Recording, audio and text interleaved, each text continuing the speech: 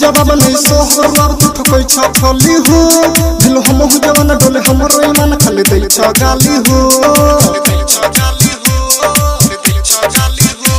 बाबू देव हो जवाब नहीं सोहर अब तू ठोकै छ फली हो दिल हम हो जवान डोले हमरो ईमान खाली दै छ गाली हो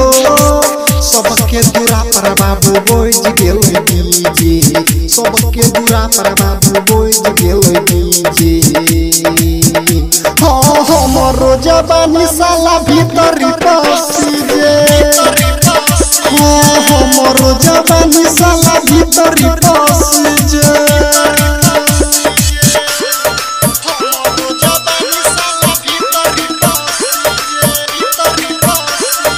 DJ Sumit Satish रैमा DJ Sumit Satish रैमा DJ Sumit Satish रैमा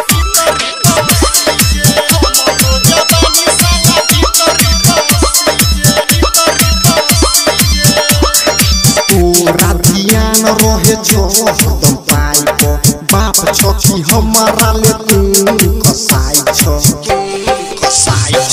तू राधियान रहे छो हरदम पाई को बाप छोटी हमारा ले तू कसाई छो किस पूरा रोक गेले एक जेते डीजे किस पूरा रोक गेले एक जेते डीजे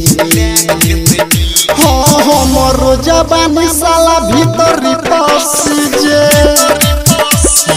हमरो जवानी साला भीतरी पसी जे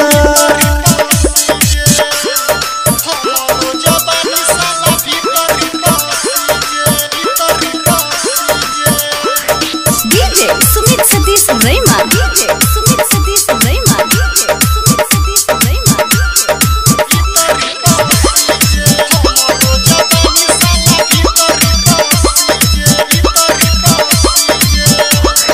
जोजी बाबू मनोबनी हो हमर तू बात हो लकी केकरो भाग जब बहे तब रे घात हो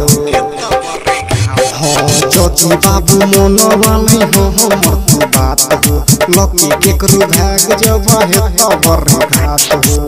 सुरेश नवीन के हल्दी कोहिया लगी जे बिक्की मुकेश के हल्दी कोहिया लगी जे हमरो जवानी साला भीतरी पसी जे हमरो जवानी साला भीतरी पसी जे